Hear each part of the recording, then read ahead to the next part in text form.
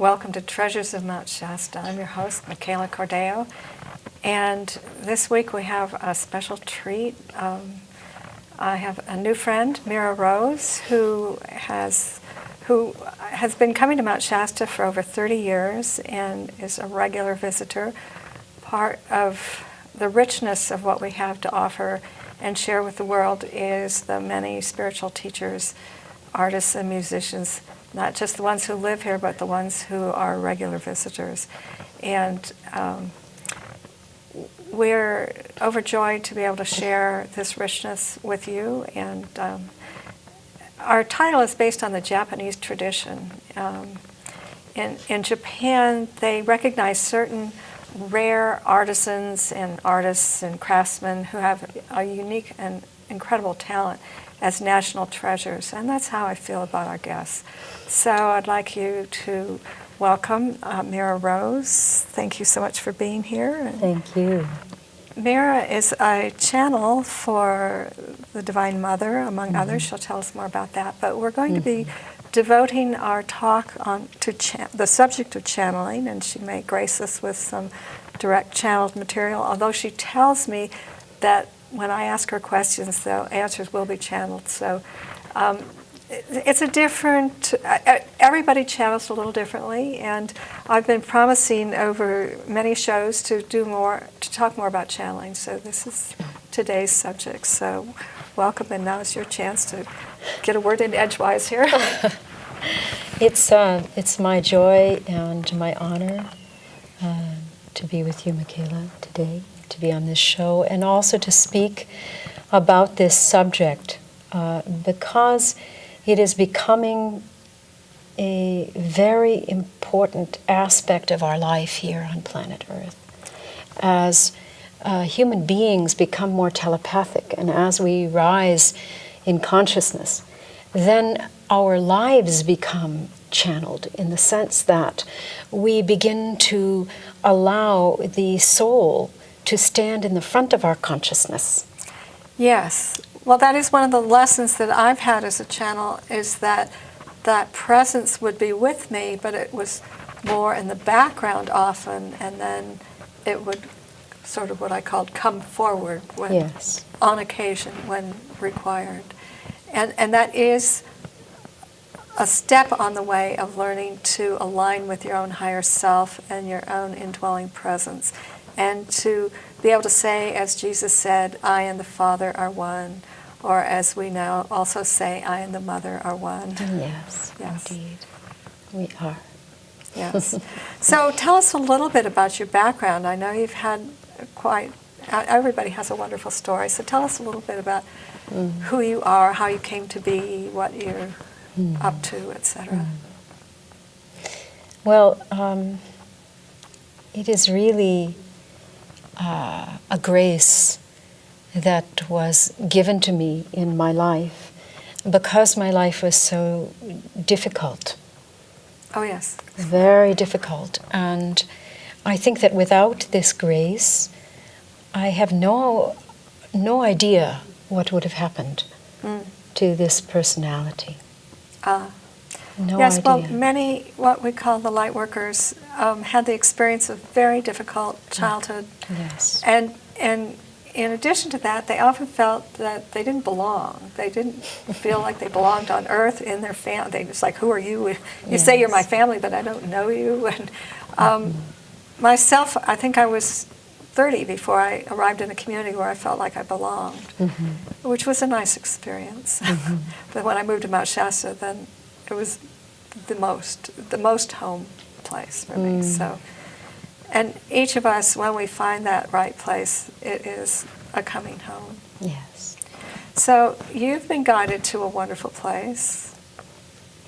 In Maui. In Maui, yes. And I had the same experience of being welcomed home. Yes. By Spirit. Yes. And I was welcomed by two spirits that didn't have bodies and one person who yes. did. Tell that. That's quite dramatic. Yes. Tell the whole story about coming to Hawaii. All right. So at the time of my introduction to Hawaii, I had been living in Chicago. Right. And I was just starting my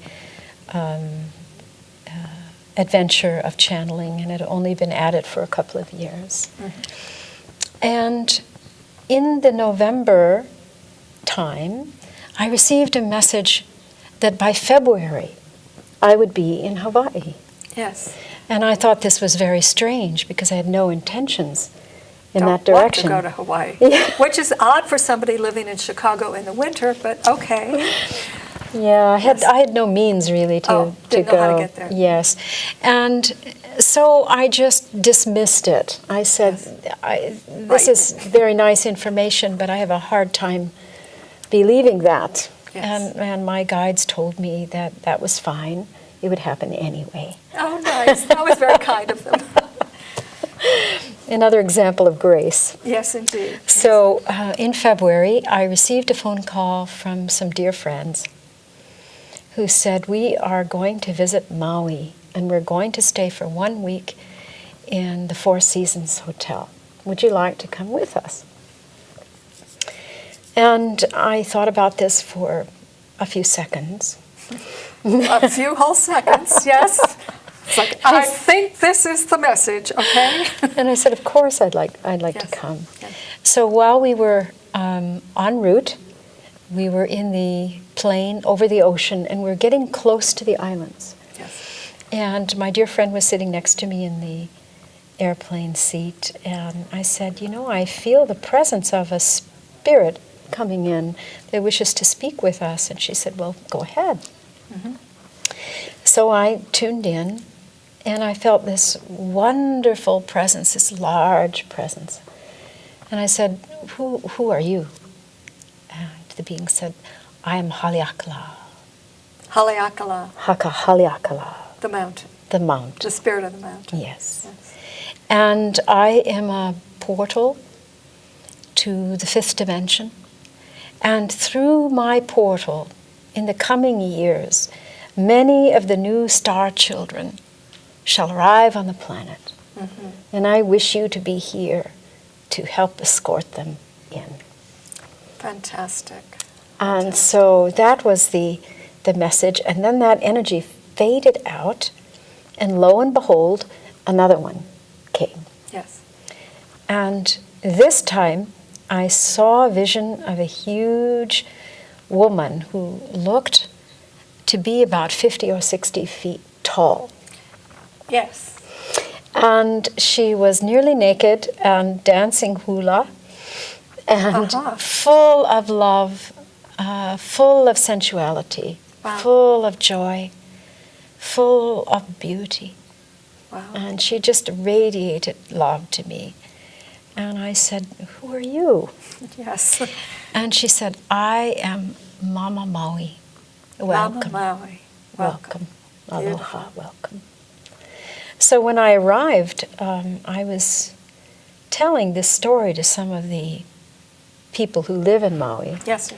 And they were not at all surprised. They said, oh yes, that's Mama Maui, yes. Oh, she welcomes a lot of people. Yes. If you're meant to be here. And I actually talked with another channel who had also received a message from Haleakala. It was similar. So then shortly after my arrival, I was taken to see a kahuna, an elder, Hawaiian elder. A Hawaiian elder. The kahuna is a spiritual medicine. Yes, like a shaman. A shaman of the Hawaiian tradition. Yes, yes. And this was a woman, a very beautiful woman. Mm-hmm. And I was taken to a place on the backside of Maui, which is the homelands, the place that has been given to the Hawaiians to set up their own homes. Yes. And I came to this little shack in a makeshift place. Mm-hmm. And she was simply there holding space. Yes. And as I came to greet her, she looked at me, and without a moment of hesitation, she said, I have been chanting to bring back the Lemurians. Welcome home. Wow. Oh. Well, how perfect that you're on this show, which I'm quite convinced was sponsored by Telos and the Yes. Lemurians and Yes. Adama. Mhm. I had all these synchronicities when we first started, so that I should have a Lemurian on the show is, of course, perfect. Of course it's perfect. Welcome. Thank you. And I had some memories of my lives in Lemuria since that time. Uh-huh. So I know that there's much destiny in my living in Maui and working there. Fantastic. I'm very, very happy to be loved by this place. Well, I believe I have to thank you because my second grandson was conceived in Hawaii several years ago under auspicious circumstances, and I'm sure that part of your presence and blessing were assisting him as he came in. So thank you. Thank you. And one of the most enjoyable aspects of my work is that I'm able to contact the souls of children before they come into the body. Oh, yes. And I can often see them around the mother's head or aura. And depending on how far away they are Yes. from the body, they are either imminent or they have plans to come. And then I will be able to talk with that soul and receive information about how it should be brought up and its tendencies, its characteristics, its soul identity, sometimes a name, Oh, a fantastic. spirit name. Yes. So one of the aspects of my work has been now to work with particularly crystal children The crystal children. as they yes. come in. And this was what Haleakala was speaking about. And I'm yes. also very committed to creating alternative schools for these wonderful. children, because Yes. this is something which our world desperately needs, is a way in which children can receive education without losing connection to their soul. Oh, yes. Well, I've recently received a communication from Sanat Kumara. He tells me that in about 10 years there will be a major transformation in the educational system into a system which everyone will love immediately. We don't know quite what it's going to be, but it's something that everybody will say, oh, well, why haven't we been doing this all along? And I have to feel that it has something to do with helping each child to really know his or her purpose for being here. Yes. Yes, so fantastic. You know, perhaps you'd say a little bit, if you can, about people have heard a great deal about the indigo children. Yes. Something about the golden children and crystals. If you could speak about that a little bit, if you would. It has to do with the level of coherence between the divine blueprint, DNA, and the actual registry in physicality. So the child comes into form, they have a divine blueprint, Yes. and how closely that form is connected to the divine blueprint determines determines the frequency of the child. the frequency of the child, and it's the frequency that determines whether they're an indigo, Yes. a crystal, a golden. And this is really Mother whatever. Mary's domain. Oh, okay. She's very much in charge of the holding the template of perfection for the soul. Oh, absolutely, the Immaculate Concept. Yes, exactly. she holds that for each soul as Yes. it comes into birth. And we'd like to really encourage all mothers to just even understand the concept of the Immaculate Concept and to hold that for your child rather than letting any kind of negative thought enter your Yes, mind or your yes. consciousness about the child, either before birth or after birth. Just let your purpose and your job with the child be to see them perfect and to hold that perfection for them. And even more than that, for the mother to hold that template for herself as Oh, yes, well. to know that she also is her- a child of God and perfect. Yes, her Yes. peacefulness. Her peacefulness. Her yes. peacefulness is very important for her to care about herself, not the ego self, but the self, the self, to care about her body and to care about her environment, that she is truly loving her own divinity. Right. And caring for that, and then holding that integrity. Again, that word. Integrity, yes. Rather than that sense of sacrifice, which is not necessarily a positive teaching for the children to know. It can be, but... the sacrifice originally came from the word sacrament, meaning something holy, an offering. A holy offering. Yes. And a holy offering has to be done with joy. With joy, yes. It cannot be done with the resistance or suffering. Right. And sometimes there is suffering involved in the sacrifice, but if we can remember that it's intended to be joyful, I like The idea is that if it is in alignment with what you want, that even the pain of birth can be a joyful experience, or it is somehow lifted into that level. Okay. Yes, well, I know some people have quite difficult childbirth experience, and others have quite an easy one, and of course everyone would like to have it be if easy. If the mother can hold the intention to be in alignment with the soul of the child, the soul can actually assist in making that birthing more easy. Well, this sounds like a realm for many people to do some intentional work in. Yes. So that all the little refinements of that process to ease childbirth can be put in place. Yes, it's very, very important work.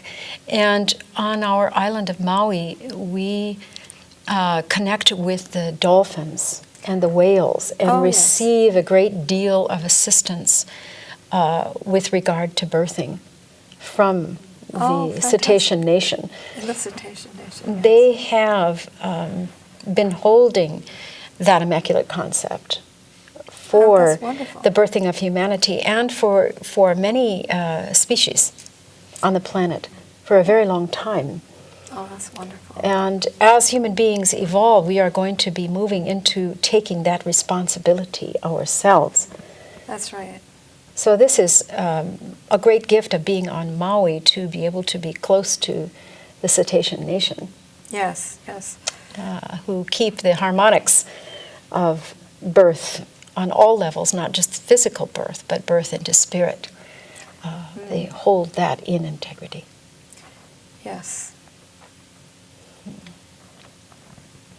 Yes, I've seen, as you're talking about that, how they're actually working with the planetary grids through their vocalizations.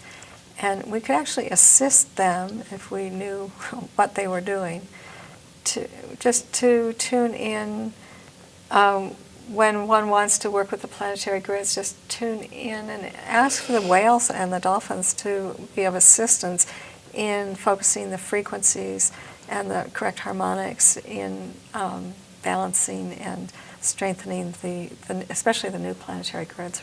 It is our intention which creates that, because the planetary grid is already there. Yes, but we've noticed that it's subject to attack.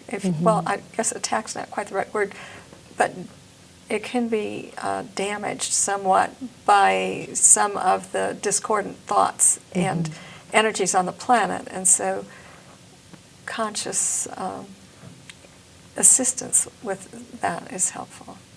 It is indeed part of the responsibility of certain human beings who are actually grid watchers or grid keepers. There are certain individuals who walk the earth. Part of their intention in their lifetime, part of their purpose in their lifetime, is to hold that harmonic. Yes. As they walk the earth. Yes. And it is also, of course, of great benefit for humans to have that intention in every aspect of their life. By consciously aligning with it, that really is assistance to an individual as they give assistance to the planet, it also assists them in holding their own grid structure with greater strength and integrity also. Would you say something about the link between Mount Shasta and Hawaii? Because there's been a very strong link between the two places. Yes. And I should remind you also that I have had 26 tours of Japan, and so I'm very, very connected to the link between Mount Fuji and Shasta and Haleakala. Yes. So there are systems set up between the major mountains on the planet, as you know. Yes. And Haleakala has recently achieved a new level of importance. Oh, really? Yes. Could you speak about that a little bit? It is as if the portal that was held through the Pyramid of Giza has been moved.